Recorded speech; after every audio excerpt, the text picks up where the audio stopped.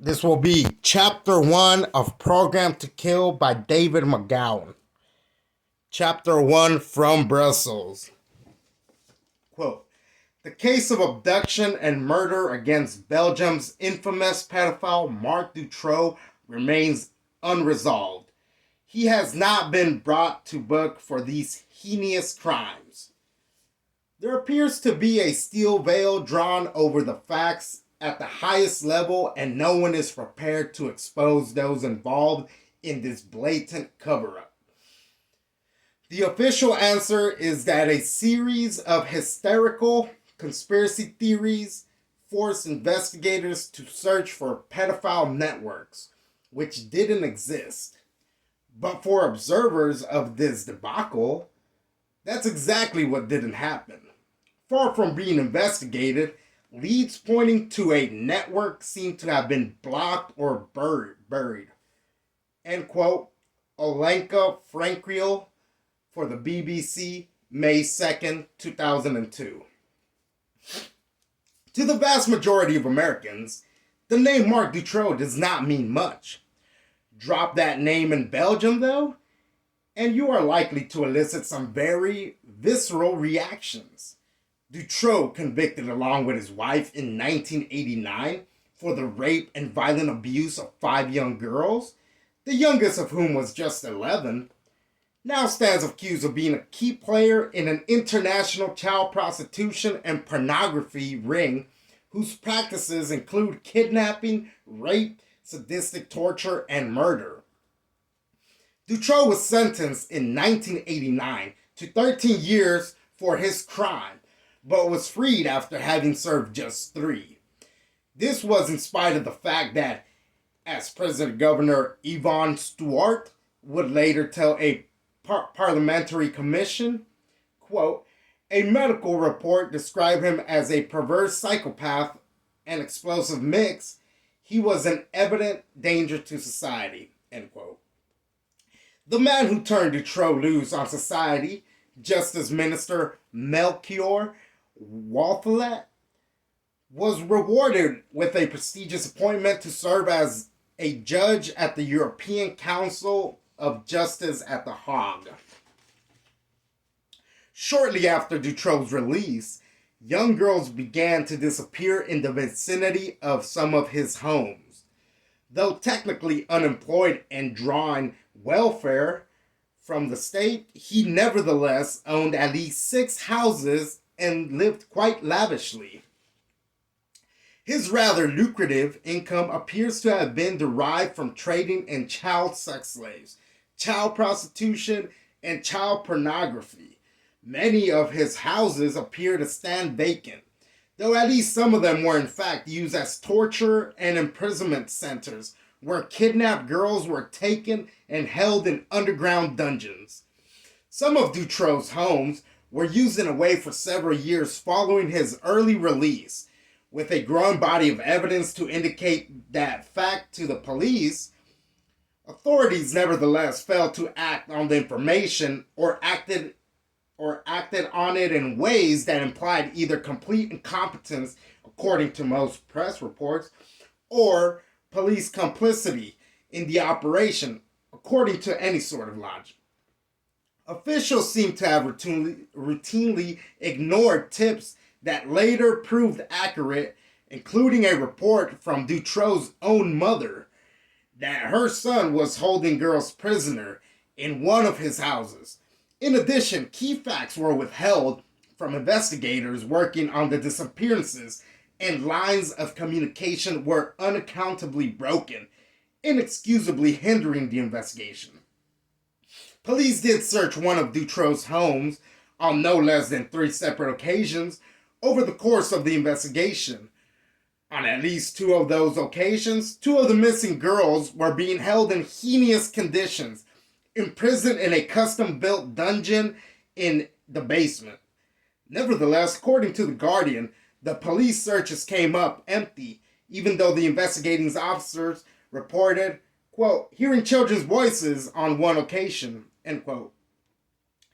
It was not until August 13, 1996, 4 years after the disappearances began, that authorities arrested Dutroux along with his wife, an elementary school teacher, a lodger, a policeman, and a man the Guardian described as an associate with political connections. Elsewhere identified as Jean-Michel Nihoul, a Brussels businessman and nightclub owner. One of those taken into custody, Michel Levellier, described in a May 2002 BBC report as a drug addict and petty thief, reportedly told his interrogators that at least some of the girls abducted by the ring were kidnapped to order for someone else. This was just one of the many statements by suspects and witnesses that would later be dismissed by Belgian officials. 2 days after the arrest, police again searched Dutroux's home and discovered the soundproof dungeon torture center. As CNN reported, 3 years earlier, quote, police ignored tips from an informant who said Dutroux was building secret cellars to hold girls before selling them abroad, end quote. In addition, in 1995, the same informant told the police that Dutroux had offered an unidentified third man the equivalent of $3,000 to $5,000 to kidnap girls. Incredibly, it was later reported by the Guardian that police actually had in their possession a videotape of the dungeon being constructed. Quote, Belgian police could have saved the lives of 2 children who were allegedly murdered by the pedophile Marc Dutroux if they had watched the video seized from the home which showed him building their hidden cell, end quote. The tape had been seized in one of the earlier searches.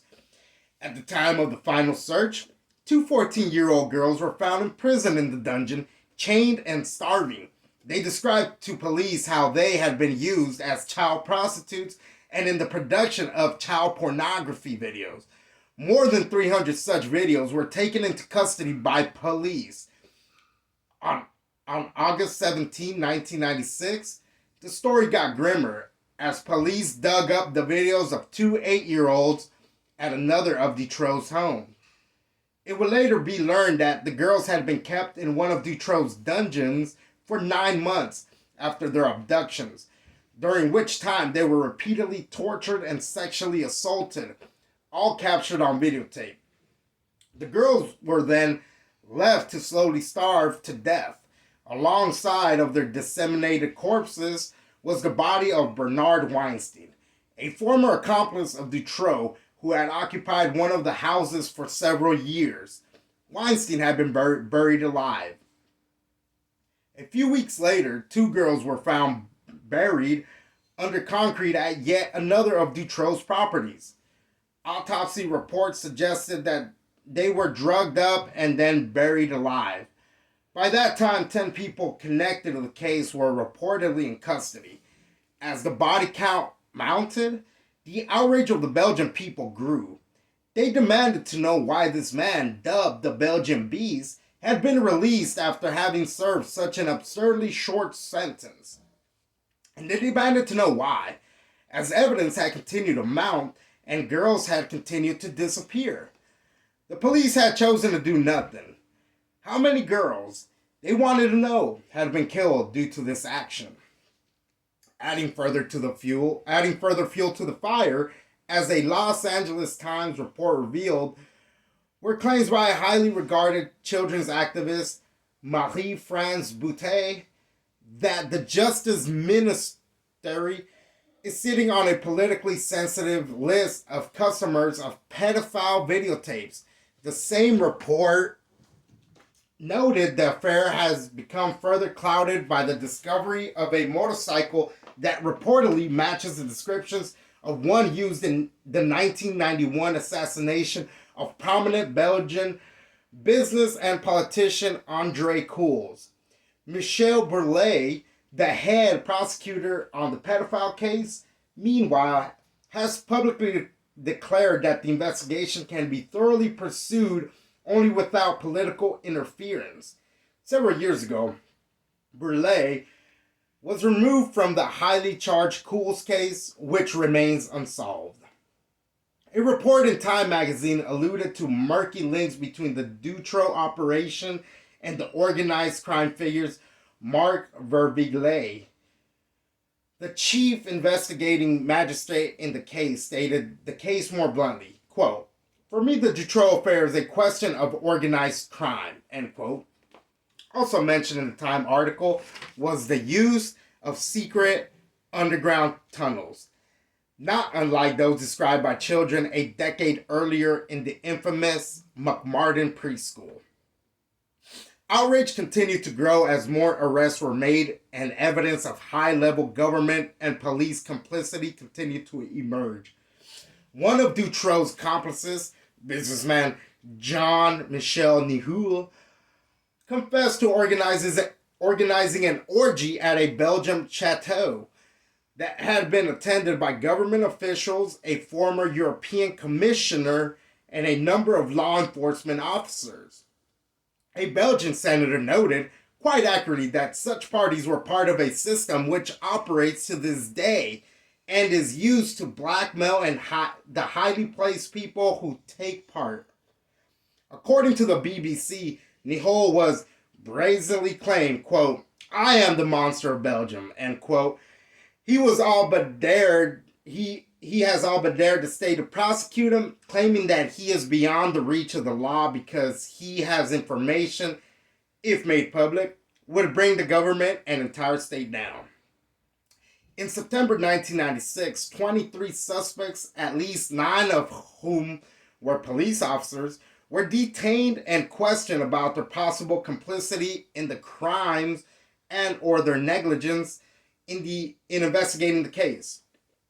As the Los Angeles Times noted in a very brief 2-sentence report, the detainments were, quote, "were the latest indication that police in the southern city of Charleroi may have helped cover up the alleged crimes of Marc Dutroux," end quote. The arrest followed raids on the police officers' homes and the headquarters of the Charleroi police force were based on the information supplied by police inspector George Sicot, who had already been charged as an accomplice. 3 magistrates had also reportedly been interrogated by police investigators. Just days before the arrest, police had also arrested 5 suspects in the Kool's assassination, including a former regional government minister named Alain van der Beest. Strangely enough, the News Telegraph reported that police investigating the Kool's murder in 1991 have been given helpful leads by some of those arrested in the Dutroux case. The Telegraph also noted that Kool's had promised shocking revelations before his death. On October 14, 1996, came the straw that broke the camel's back. Jean-Marc Connerody, who had been serving as the investigating judge on the Dutroux case, was dismissed by the Belgian Supreme Court. Connerody was viewed by the people as something of a rarity, a public official law enforcement officer who actually appeared to be pursuing a prosecution rather than a cover-up. The News Telegraph described him as, quote, "the only figure in the judiciary who enjoys the nation's confidence," end quote. As the New York Times reported, Connerody became a national hero in August after saving 2 children from a secret dungeon kept by a convicted child rapist and ordering the inquiry that led to the discovery of bodies of 4 girls kidnapped by a child pornography network. He had also arrested 3 men in 1994 as suspects in the Kool's assassination, just before the case was transferred to the jurisdiction of another magistrate. A May 2002 BBC report revealed that after Connerody's removal A special team of police officers interviewed Virginia Loaf and other ex-witnesses, as they were called, were the next to be sacked. The ex-witnesses were victims of the pedophile ring who had come forward to tell harrowing tales of their victimization. A woman named Regina Lowe was the first of 11 such victims to be interviewed by police officials. Lowe claimed that she had been victimized by the ring, which included her parents and her grandmother. From the time that she was a very young child, she described the operation in detail to authorities, supplying them with names that included senior judges, one of the country's most powerful politicians now dead, and a very influential banker. According to Lowe, the operation was big business. Blackmail, there was a lot of money involved. Many of the victimizers, she said, were secretly filmed for blackmail purposes. Lowe identified Michelle Nihul as a regular organizer of parties. These parties, she said, not only involved sex, they included sadism, torture, and murder. She described in detail the murder of victims and how and where they were killed. The BBC reported that when police checked into Lowe's claims, they were able to verify, quote, key elements of Regina's story and found that at least one murder that she says she witnessed matched the unsolved murder, end quote. Nevertheless, the same BBC report revealed that today in Belgium, Regina Lowe's reputation is destroyed. The prosecutor general of Liège, Anne Thiele, declares she's completely mad, despite numerous statements from independent psychologists to the contrary. According to the judges now on the case, her testimony has been declared worthless and will not be presented in any trial of Dutroux or his associates.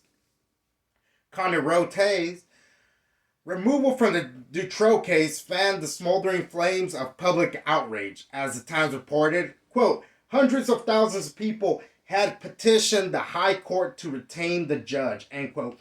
Adding yet more fuel to the fire, prosecutor Michel Burlet was claiming that evidence indicated a pedophile ring composed of wealthy and powerful had been protected for 25 years. With the families of Dutroux's victims calling for a general strike, men and women all across the country walked away from their jobs in protest as railway workers and bus drivers shut down public transportation, bringing some cities to a virtual standstill. The Telegraph reported that in Liège, firemen turned their hoses on the city's court building to symbolize the massive cleanup that was in order. On October 20, 1996, 350,000 citizens of the tiny nation of Belgium took to the streets of Brussels dressed in white, demanding the reform of a system of corrupt that it would protect the abusers, rapists, torturers, and killers of children. The political fallout from the case ultimately brought about the resignation of Belgium's state police, interior minister, and justice minister, who became sacrificial lambs tossed to the outraged masses to avoid what could easily have exploded into a full-scale insurrection by the people, particularly after police incompetence allowed Dutroux to escape and remain at large for a brief time in April 1998. There were in fact calls from the people for the entire coalition government to step down. Months later, an opinion survey by Brussels Lezoir newspaper found that only 1 in 5 Belgians still had confidence in the federal government and the nation's criminal justice system. As the Los Angeles Times reported in 1998, quote, the conviction remains stubbornly widespread that members of the upper crust government, ministers, the Roman Catholic Church, the court of King Albert II, belonged to child sex rings and protected them, end quote. The lingering distrust of the people was not alleviated by the fact that a parliamentary inquiry had identified in 1997 30 officials who had as the Times tactfully put, quote, failed to uncover Dutroux' misdeeds, end quote. Nearly a year later, none of them had yet suffered any repercussions. Additionally, at least 10 missing children suspected of having fallen prey to Dutroux' operations have never been found. Just a few months before the Parliamentary Commission issued its report on the Dutroux case, viewed by many as a shameless cover-up, the Telegraph reported grim rumors had been circulated that a second pedophile network, at least as appalling, may have been operating in parallel to that said to involve Dutroux. The bodies of 7 children were believed to have been hidden by the ring, which was thought to be linked to Dutroux through Michel Nihoul. 2 months after that, a man named Patrick Desrochers and 3 of his family members were arrested following the discovery of the body of a 9-year-old girl. Rumors quickly began circulating, linking that crime to Dutroux as well. Like Dutroux, Desrochers had previously been convicted of multiple counts of child rape. He had been committed to a psychiatric institution from which he was released after just 6 weeks. Authorities quickly denied that there was any connection between the cases. In 1998, however, the Telegraph reported new evidence from a lawyer involved in the investigations blow a hole in previous police claims that there was no link between the cases involving the alleged child murders, Marc Dutroux and Patrick Desrochers. Once again, the connection was said to be through Nihoul. In April 1999, The Guardian weighed in with this report, quote, the highly respected chairman of the parliamentary inquiry into Dutroux' case claims that his commission's findings were muscled by political and judicial leaders to prevent details emergent of complicity in the crimes. Mr. Verwegelen claims that senior political and legal figures refused to cooperate with the inquiry. He says magistrates and police were officially told to refuse to answer any questions in what he describes as a characteristic smothering operation. As of May 2002, nearly 6 years after Dutroux was taken into custody, his trial had yet to begin. Parents of victims continued to loudly shout of the cover-up, and the Telegraph was reporting that, quote, it was recently learned that scientific tests on the 6,000 hairs found in the underground dungeon began only this year, end quote. Those tests, of course, could reveal how many victims passed through Dutroux' chamber of horrors. Perhaps more importantly, they could also, as the BBC News report noted in January 2002, establish whether the girls had any other visitors. Anne Thilly, the aforementioned Prosecutor General of Liège, who dismissed as mad a key prosecution witness, has been quoted as saying, quote, there was no need to get the hairs analyzed as no one else entered the cage. There was no network, so there was no need to look for evidence of one. In any case, the hairs have all now been analyzed, end quote. Thilly gave no indication of how she knew there was nothing to find before even bothering to look. And contrary to her claims, the BBC reported in May 2002 that the hairs had still not been analyzed. According to sources central to the investigation, Thilly has also claimed, quote, the bodies recovered from Dutroux' properties were too decomposed to test for DNA, end quote. The BBC, though, noted the autopsy states quite clearly that the bodies were not decomposed, samples were taken. It was just that no one seems to know what happened to the results. The January BBC report came on the heels of an interview that the imprisoned Dutroux granted a Flemish journalist and a Belgian senator. Therein, Dutroux was quoted as admitting, a network of all kinds of criminal activities really does exist. but the authorities don't want to look into it. He also acknowledged the existence of a, quote, well-grounded pedophile ring. I maintain regular contact with people in this ring. However, the law does not want to investigate this lead, end quote. Another lead that was never seriously investigated involved allegations of a satanic cult involved in the abductions. In 1996, police had found a note at Bernard Weinstein's home that led to investigate the Abraxas organizations and its high priestess, Dominique Kindermans. Some segments of the Belgian press speculated that the organization was a satanic cult that assisted in obtaining young girls for ritual sacrifices. If the Dutroux case were some kind of aberration, it would still be a disturbing story for the level of unspeakable corruption and depravity of the Belgian political and law enforcement establishment of which it speaks.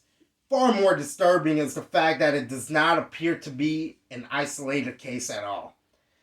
As 1999 drew to a close, the nation of Latvia was rocked by a child prostitution, child pornography scandal that reached to the very top of the political power structure. The case first broke in August when police uncovered a massive operation involving as many as 2,000 severely abused children. When media reports began linking top Latvian officials to the case, a special parliamentary commission was assembled to investigate the emerging allegations.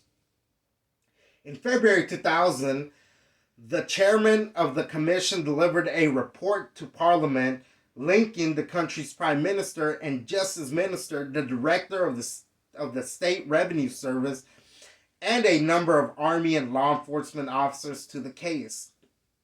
A campaign was immediately begun to discredit the committee chairman, including allegations that he is tied to the former KGB. A classic case of red baiting that enabled the allegations to be dismissed as communist propaganda. On November 27, 2002, The Guardian reported that many among Portugal's elite were linked to a pedophile ring as well. Quote, a scandal over a pedophile ring rung from a state orphanage gripped Portugal yesterday as it threatened to engulf diplomats, media personalities, and senior politicians. Photographs of unnamed senior government officials with young boys from Lisbon's Casa Pia orphanage were among the evidence reportedly available to police after they arrested a former orphanage employee called Carlos Silvino. End quote. One revelation of the case was that systematic sexual abuse of children at the home had allegedly been going on for more than 20 years and had been known to police and other authorities for most of the time. Teresa Costa Macedo, a former Secretary of State for Families, has said that she sent a dossier to police 20 years ago containing damning proof of the abuse, including photographs, eyewitness statements.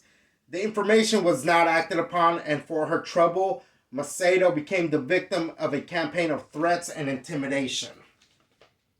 In June 2003, The Independent reported that police at first denied her reports existed, but then later produced them.